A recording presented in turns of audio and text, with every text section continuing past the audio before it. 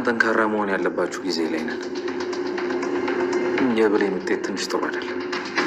ምን ነው ዶክተር፣ ችግር አለ እንዴ? ንገረን። ይኸውላችሁ ብሌን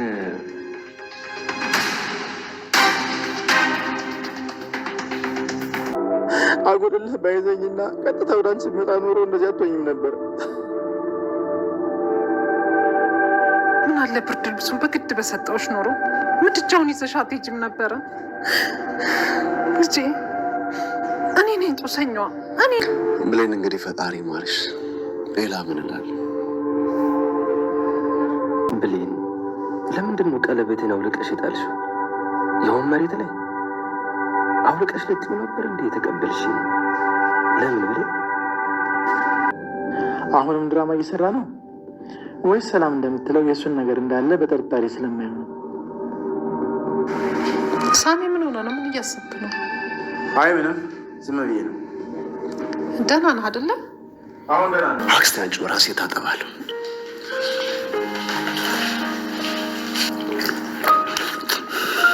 የምር አክስቴ ጋር ናት። እሷ እኔን ደም ለማንካት አልተጸየፈችም። እኔ ግን እሷን ደም ለማፍሰስ አግዳለሁ። ይህን የብሌን ሞታ ወይም ደግሞ ለሞት እያጣጣረች ይሆናል። አክስቴ ለሰጠችኝ ፍቅር የሚገባት ይሆናል። ካልሆነ ነገርም አለ። ሳሚ አንተ ነህ ከማንም በላይ የምትደርስልኝ።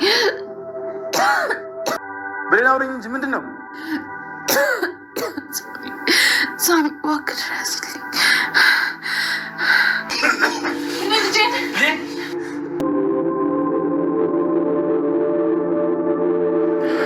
ይሄማ ብቻውን አይጨስም። የሆነ ሰው ያደረገው ሆን ተብሎ ሰው ለመግደል የተደረገ ነገር ነው። ይሄ የክሰል ጭስ አይደለም፣ እርግጠኛ ነኝ። ቆይ የምን ጭስ ነው? ማነው እንደዚህ? ተመስገን ብሌን ተርፋለች። እኔ ቆይ ምንድን ነው የምፈልገው? ልገላት እየፈለኩኝ በመትረፏ ደስ ይለኛል። እስተ መጨረሻም ከባድ ችግር ተፈጥሯል። ብሌንም ለሰዓታት እንግዲህ በጭስ ታፈና ስለቆየች በሩን ከፍታ ለመውጣትና ራሷን ለማትረፍም እየታገለች እንደነበረና ነገር ግን እንዳልቻለች፣ በሩን ደግሞ ጆ በውጭ እንግዲህ ማንም ሰው እንዳይከፍተው አድርጎ በሩን አበላሽቶት ስለሄደ እሷን መውጣት አልቻለሽም ነበረ። ታዲያ ጆም አሁን ላይ እየተጸጸተ ነው የሚገኘው። ምክንያቱም ደግሞ ሰላም እንግዲህ በጣም ንጹሕ ሴት መሆኗንና የባህሉ ተንኮልና ሴራ እንዲሁም ደግሞ ባህሉ ሆን ብሎ እየተጠቀመበት እንደሆነ አሁን ላይ ተረድቷል። ቢሆንም ግን ብሌን ስለተረፈች እና እንዲሁም ደግሞ ከጭሱ ስለወጣሽ በጣም ደስ ብሎት እንግዲህ ፈጣሪውንም ሲያመሰግን አይተነው ነበረ። ታዲያ ጆ አሁን ላይ እንግዲህ የሰላም ሁኔታ እጅጉን በጣም ልቡን ሰብሮት ነበረ። ሰላም ራሱ እንግዲህ ራሱን በራሱ ካደማ በኋላ ሰላም ግን ደሙን ሳትጸየፈው እንዲሁም ደግሞ አንተ ማለት የራሴ ስጋዬ ነህ፣ ልጄ ነህ፣ እናም ደግሞ አንተን ማጠብ ለእኔ ምንም ቅሬታ የለብኝም በማለት ልታጥበው ስትልም እንግዲህ ጆ መጀመሪያውንም ለፈተናና እሷን ሁኔታዋን ለመገመት እንጂ ደምቶ ወይም ደግሞ ነስሮት እንዳልነበረ ሁላችሁም ታስታውሳላችሁ። ታዲያ አሁን ላይ ደግሞ እሷ የኔን ደም ሳትጸየፍ እንደዚህ እየተንከባከበሽ፣ እኔ ግን የእሷን ደም ለማፍሰስ እና ንጹሐን ሴትም ለመግደል እየታገልኩኝ ነው። እናም በፍጹም ሰላም የቤተሰቦች ገዳይ አይደለሽም፣ የሆነ ስህተት አለ። እናም ደግሞ ንጹህ ሰው መሆናቸውን አሁን ላይ አረጋግጫለሁ በማለት ከባድ ጸጸት ውስጥ ተቀምጦ ሲያለቅስና ሲያነባ ማይተነው ነበረ። ነገር ግን ደስ የሚለው ነገር ሳሚ ጆ ይህን ነገር ሆን ብሎ እንዳደረገውና እንዲሁም ደግሞ ብሌን አሁን ላይ በጭስ መታፈኗ የሆነ አጋጣሚ ነገር ሳይሆን ሆን ብሎ የሆነ ሰው እንግዲህ ጭሱን እንደጨመረባት እንዲሁም ደግሞ በሩን አበላሽቶትም እንደሄደ ሳሚ ያረጋግጧል። ቢሆንም ግን ሳሚ እንግዲህ ራሱን እየወቀሰ ነው የሚገኘው። ምክንያቱም እኔን ሂድ ስትለኝ መሄድ አልነበረብኝም፣ ልጠብቃትና መከታ ልሆንላት ይገባ ነበረ፣ ሁሉም ነገር የኔ ጥፋት ነው በማለት ራሱን ሲወቅስም እንዲሁም ደግሞ በራሱ ላይ እየተጸጸተ ማይተነው ነበረ። በጣም ያሳዝነው ነገር ግን ዳግም እንግዲህ ብሌን በሞትና በህይወት መካከል ሆና ግን ደግሞ እሱ እያሰበ የነበረው ስለ ቀለበቱ ነው። እንዴት ብሌን ቀለበቱን አውልቃት አለችው? እሺ ብላ የነበረ ቀለበቱን ሳስረላት እሺ ብላ እንዳልተቀበለች፣ ነገር ግን ቀለበቱን መሬት ላይ ያገኘሁት። ቆይ ሳሚን ለማናደድና እንዲሁም ደግሞ ሳሚ ከዛ ቤት እንዲሄድ ሆን ብላ ያደረገችው ነገር ነው። እናም ለምን ብሌን ለምን በተደጋጋሚ ልቤን ትሰብሪዋለሽ? ይቅር ብለሽ መስሎ ነበረ በማለት እንግዲህ ዳጊ ራሱ ላይ ሲሟገትና እንዲሁም ደግሞ ብሌንን ሲወቅስም ተመልክተ ነው ነበረ። ታዲያ ዳጊ የምር ብሌንን ይወዳታል ብላችሁ ታስባል? ታስባላችሁ? የምር ቢወዳትና ቢያፈቅራት ኑሮ በሞትና በህይወት መካከል ሆና እንደዚህ አይነት ሀሳብ በጭራሽ ሊመጣለት አይችልም። እንግዲህ ዳጊ ከዛ ቤት አመናጭቃ ውጣ ብላው እንደገና ደግሞ በጣም ብዙ መጥፎ ነገሮችን ተናግረው ነበረ ሳሚን።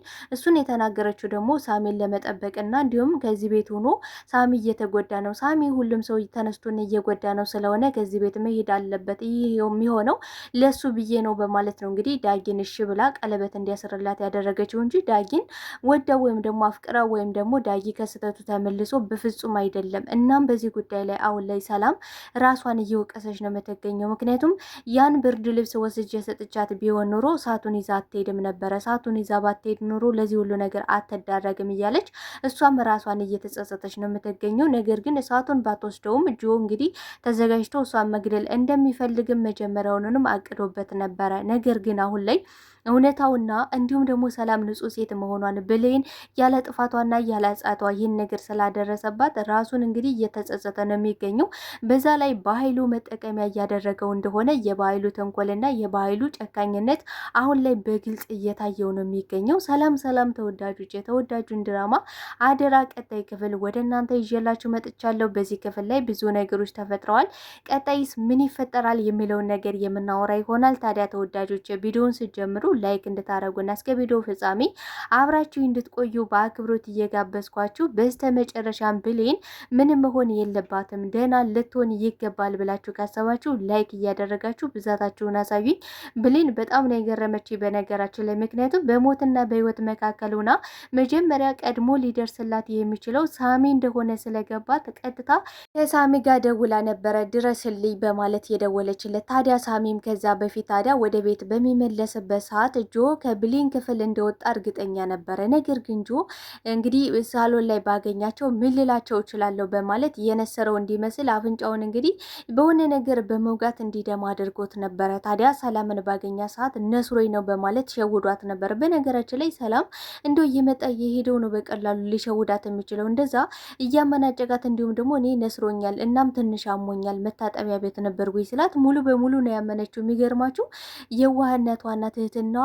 ነገር ግን አሁን ላይ በደንብ ጆ እንዲጸጸት እንዲሁም ደግሞ በኃይሉ የስራው ማስፈጸሚያ እያደረገው እንደሆነ የሆነ የተሳሳተ ነገር እንዳለና እንዲሁም ደግሞ ሰላም ንጹህ ሴት እንደሆነች እንድታረጋግጥለት አድርገዋለች። እናም ሳሚ ጆ ምንም እንኳን ከብሌን ክፍል እንደወጣ እርግጠኛ ቢሆንም ነገር ግን ወደ ብሌን ብሄድና በጠይቃት ሆን ብዬ ሰበብ ፈልጌ እሷን ለማግኘትና እሷን ለማዋራት ፈልጌ ሊመስላት ይችላል። እናም መሄድ የለብኝም በቃ ከዚህ ሄድልኝ ብላ አመናጭቃኝ አይደለ። በዛ ላይ ደግሞ አሁን ላይ የሚያስብላት ሰው አለ። ለምንድን ነው ይህን ያህል የምጨነቅላት?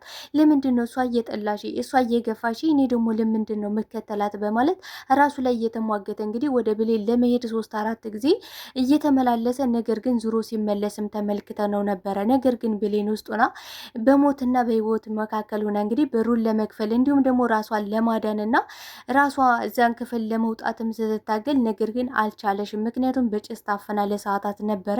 በዛ ላይ ደግሞ ማንኛውም ሰው እንግዲህ ሊያደርገው የሚችል ነገር ነው ብዬ ነው ማስበው። ምክንያቱም ጆ ምንድን ያደረገው በሩን ማንም ከውጭ እንዳይከፍተው ወይም ደግሞ ውስጥ ራሱ መክፈት እንዳትችል አድርጎ በሩን አበለሻሽቶት ነበረ የሄደው። ነገር ግን ከገባ በኋላ ሰላም ያደረገችለት አቀባበል እንዲሁም ደግሞ ደሙን ሳትጸየፍ ምንም ሳትል አንተ ማለት ስጋዬ ነህ እናም ደግሞ ደምህን ብነካና እንዲሁም ያንተ በሽታ ቢኖርብና እኔን ራሱ በሽታ ቢይዘኝ ምንም አይደለም፣ ምክንያቱም አንተ ስትታመም እኔ ራሴ አብሬ ታማሚ ነኝ ባለችው ሰዓት እንግዲህ ራሱን መቆጣጠር ስላልቻለ አመናጭቋት ነበረ ወደ ክፍሉ የሄደው። በሄደ ሰዓት ግን እጅጉን በቃ በጸጸት ውስጥ ሊሞት ምንም የቀረው ነገር የለም። ብሌን በሞትና በህይወት መካከል ናት። ያደረጉት ትልቅ ስህተት ነው። እናም ሰላም ንጹህ ሴት መሆኗን ዛሬ ያረጋግጣልኛለች። በእርግጠኝነት የሆነ የተሳሳተ ነገር አለ እንጂ ሰላምማ በፍጹም ቤተሰቦች ገዳይ ልትሆን አትችልም። በዛ ላይ የኔን ደም ሳትጸየፍ እንዲሁም ደግሞ ህመም ቢኖርብኝ እንኳን አብርሃኔ ጋር ልትታመም የምትችል ሴት እንዴት ነው በዚህ ደረጃ ቤተሰቦች ገዳይና አውሬና ጨካኝ ልትሆን የምትችለው? በማለት እንግዲህ ራሱን እየወቀሰ እንደነበረና ሳሚን በሰዓቱ ታዲያ ወደ ብሌን ክፍል መሄድ ስላልቻለ ጆ የት እንደነበረና ምን ሲያደርግ እንደነበረ ራሱን እጠይቀዋለሁ ብሎ በሚገባበት ሰዓት ነገር ግን ሰላምን ሸውዷት የነሰረው በመምሰል እንግዲህ በድጋሚ ሌላ ድራማ እየሰራ እንደሆነ ሳሚ ነቅቶበታል በነገራችን ላይ። እናም ደግሞ ከብሌን ክፍል ምን ትሰራለህ በሚለው ሰዓት እንግዲህ ሰላም ነስሮት ነው እናም ደግሞ ትንሽ አሞት ነው መታጠቢያ ቤት ነበረ ይሄውልህ ሂጂ ልጅ እኮ እኔ ሲታመም አልጠራኝም በማለት የሚገርም እንክብካቤ ነበረ ስታደርግበት የነበረው። ነገር ግን ጆ የዚህ ጥፋቱና የዚህ ድርጊቱ ሁለተኛ ጊዜ ይህን ስህተት እንዳይደግመው አድርጋ ነው ሰላም ያረመችው። አንዳንዴ የዋህነትና ደግነታችሁ በራሱ ጊዜ ሊገላችሁ የመጣውን ሰው ወደ መልካምና ወደ ጥሩነት ይቀይረዋል ብዬ ነው ማስበው። ምክንያቱም ጆ አሁን ላይ ሙሉ በሙሉ በኃይሉ ላይ ትኩረት እንዲያደርግና እንዲሁም ደግሞ በኃይሉ የስራው ማስፈጸሚያ እያደረገው እንደሆነ አሁን ላይ መጠራጠርና መንቃት ጀምሯል። ይህ ነገር ትልቅ ማንቂያ ደወል ነው ብዬ ነው ማስበው። ነገር ግን ሳሚ ጆን በጭራሽ አይለቀውም። ብሌን በተለይ ደግሞ የሆነ ነገር ሆነች ማለት ጆን ከአንዳንድ ሴት አድርጎ ነው ሊገለው የሚችለው። ምክንያቱም ሳሚ መጀመሪያውንም ከዚህ መሄድ አልነበረብኝም፣ ልጠብቃት ይገባ ነበረ፣ ሁሉም ስህተት የኔ ነው በማለት ራሱን እየወቀሰ ነው የሚገኘው። እንግዲህ ጮኛ የተባለው ዳጊ ከማንም በላይ እወዳታለሁ አፈቅራታለሁ የሚለው ሰው እንግዲህ ብሌን በሞትና በህይወት መካከል ሆና እሱ ግን ሲያስብ የነበረው ስለ ቀለበቱ ነው። ቀለበቱ በሰዓቱ ብሌን እንግዲህ ወዳና ፈቅድ አይደለም ቀለበት እንዲያስርላት የፈቀደችለት። ነገር ግን ሳሚ ከዚህ በላይ መጎዳት የለበትም፣ እናም ደግሞ ተስፋ ቆርጦ ከዚህ ቤት መሄድ አለበት ብላ ስላሰበች ነው እንግዲህ ለዳጊ እሺ ብላ ቀለበቱን እንዲያስርላት ያደረገችው። ነገር ግን ቀለበቱን ወዲያውኑ ነበረ አውልቃ መሬት ላይ የጣለችው። ታዲያ ይህን ነገር ደግሞ ዳጊ አይቶ ስለነበረ ብሌን እንደዛ ተዘርግታ መተንፈስ እንኳን አቅቷት፣ እሱ ግን የሚያስበው የነበረ ስለ ቀለበቱ ነው። ለምንድን ነው ብሌን ቀለበቱን አውልቃ የጣለችው? ቆይ ሳሚን ለማናደድና ሳልሜን ለማበሳጨት እንዲሁም ደግሞ ሳሚ ከዚህ ቤት እንዲሄድ ነበረ ያን ሁሉ ነገር ሻለች። እንዴት ይሄ ነገር ሊፈጠር ቻለ? በማለት ራሱ ላይ ሙግት ገጥሟል። የሚገርማቸው ነገር በጣም ያሳዘነኝ ነገር ደግሞ እንግዲህ ዶክተሩ ብሌን በጣም ያሳዘነና እንዲሁም ደግሞ አሳዛኝ ዜና ነው መነግራችሁ በሚልበት ሰዓት በቃ በጣም ደስ የሚል ስሜት የተሰማው ይመስላል ዳጊ። ምክንያቱም ብሌን ምንድነው የሆነችው? ምንድነው ችግር አለ? በማለት ምንም አይነት ድንጋጤ ወይም ደግሞ ፍርሃት አይታይበትም። ታዲያ ዳጊ በዚህ ሰዓት እያሰበ ያለው ነገር እሱ መሆን ባትችልም እንኳን የሳሚ መሆን አለመቻሏ ይህ ነገር ያስደሰተው ይመስላል። ነገር ግን ብሌን በፍጹም ምንም መሆን የለባትም። በተለይ ደግሞ ብሌን የሆነ ነገር ከሆነች እንግዲህ ሳሚ ሰው መሆን እንደማይችል በተደጋጋሚ ሲናገር ነበረ። ብሌን በራሷ እንግዲህ በሞትና በህይወት መካከል ሆና ህልም እያለመች ሁሉም ሰው አዘን ላይ ሆነው እንግዲህ ስለ እሷ እያለቀሱና እያነቡ፣ ሳሚ በበኩሉ ካላንቺ ሰው መሆን አልችልም፣ እኔ ካላንቺ እኮ ማንም ሰው የለኝም ብሎ በጣም ልቡ ተሰብሮ ሲያለቅስና ሲያነባ አይታው ነበረ። አሁንም በዛ ህመም ውስጥና መተንፈስ አቅቷት እንኳን አይሲ ክፍሉና ስለ ሳሚ ነው እያሰበች አለችው። መጀመሪያ የሚገርማችሁ ነገር እንዲያድናት እንኳን ቶሎ ሊደርስልኝና ሊያድነኝ የሚችለው ሳሚ ብቻ ነው በማለት ለሳሚ ነበረ ቀጥታ ስልክ ልትደውልለት የቻለችው። ይህ ነገር ደግሞ ዳጊን እየከነከነው መጥቷል። ግን ደግሞ በመጨረሻ ብሌን ምንም መሆን የለባትም ያው የመተንፈስ አቅም ስለሌላትና እንዲሁም ደግሞ ለሰዓታት ያህል መተንፈስ አቅቷት እንግዲህ በጭስ ታፈና ስለነበረ ምናልባትም የልብ ህመም ነው ሊገጥማት የሚችለው። እሱም ደግሞ በጊዜ ብዛት እንግዲህ ታክማ መዳኗ የማይቀር ጉዳይ ነው። ግን ደግሞ ይቅር የማይባለው ዳጊ ነው ብዬ ነው ማሰበው። ዳጊ ለብሌን ማሰብና ለብሌን መንሰብሰብ ሲገባው እሱ ግን እያሰበ የነበረው ስለ ቀለበቱ መሆኑን ማመን አቅቶኛል። የምሬ ነው መላችሁ። አሁን ላይ ታዲያ ገኒ ደግሞ ብሌን የሆነ ነገር ሆናለች ይመስለኛል። ምክንያቱም ልቤ በጣም ፍርሃትና ጭንቀት እያለኝ ነው በማለት እንግዲህ ስትጨነቅና ስትጠበቅ አይተናት ነበረ። ቃልም ከራሷ ጋር እንግዲህ ከባድ ጦርነት ውስጥ ገብታለች። ምክንያቱም ቃል ወደዛ ቤት መመለስ ትፈልጋለች። ነገር ግን ደግሞ ገኒን መካድና ገኒን ጥሎ መሄድ በጣም ከባድ ችግር ሆኖባታል። በዛ ላይ ደግሞ የቅንጦት ህይወት እኔ መኖር ለምጃለሁ። አሁን ላይ ደግሞ እከክያከኩ መኖር አልፈልግም። እኔ ደግነትና የዋህነት በዚህ ደረጃ እከክን እያከኩ መኖር ከሆነ በአፍንጫ ይውጣ፣ መጥፎነቴ ይሻለኛል በማለት እንግዲህ ገኒን መጥፎ ነገሮችን ስትናገራት በድጋሚ እንዲሁም ደግሞ ድረስ መልስ እያደረጋት ነው የምትገኘው። ነገር ግን ገኒ በሚገባ ተረድታታለች። ምናልባትም ከዚህ ቀደም የነበረችበት ህይወት ይህን ህይወት ደግሞ መልመድ በጣም ከብዷት ነው በማለት እየተረዳሻት ቢሆንም ነገር ግን ቃል ጥሩ ሰው መሆን ማለት እንደዚህ በችግር ውስጥ ተዘፍቆ መኖርና ከክን ሲያኮ መኖር ከሆነ በአፍንጫ ይውጣ ነው እያለች አለችው። በእርግጥም ጥሩ ሰው መሆን ማለት በችግር ውስጥ ተዘፍቆ መኖር ሳይሆን ጥሩ የተሻለ ህይወት ያስፈልጋል ብዬ ነው ማስበው። ነገር ግን ያን የተሻለ ህይወት ለማግኘት ደግሞ በሰዎች ደም እንባ በማስለቀስ በማልቀስና እንዲሁም ደግሞ የሰዎችን ነገር በመፈለግ ሳይሆን ራሳችን ጥረን ግረን የምንቀየርና የምንለወጥበት ነው ብዬ ነው ማስበው። ታዲያ ቃል አሁን ላይ ከራሷ ጋር ከባድ ጦርነት ውስጥ ገብታለች። ምክንያቱም ሰላምን ወደ ቤት መመለስ ካለብኝ እንግዲህ ብሌን ልጇ እንደሆነች ነው መናገር ያለብኝ። በዛ ላይ ደግሞ ገኒን በምንም አይነት ሁኔታ መካድ አልፈልግም በማለት እንግዲህ ራሷ ጋር ከባድ ጦርነት ውስጥ ገብታለች። ዞሮ ዞሮ ግን ብሌን ምንም መሆን የለባትም። በተለይ ደግሞ ለሳሜ ሲባል ብሌን ምንም መሆን የለባትም ብላችሁ ካሰባችሁ በኮሜንት ሀሳባችሁን እንዲሁም ደግሞ ላይክ እያደረጋችሁ ብዛታችሁን አሳዩ። ለዛሬ ይዤላችሁ የመጣሁት ይህን ምስል ነበረ። በቀጣይ ክፍል እስክንገናኝ መልካም ጊዜ እመኝላችኋለሁ። ለቤት አዲስ ከሆናችሁ ቤቱን ላይክ፣ ሰብስክራይብ በማድረግ በየጊዜ የመለቃቸው ቪዲዮዎች ወደ እናንተ እንዲደርሳችሁ የደወል ምልክቱ ማጥቆር እንዳትረሱ። አመሰግናለሁ ተወዳጆች፣ እወዳችኋለሁ። ባይ ባይ ተወዳጆች።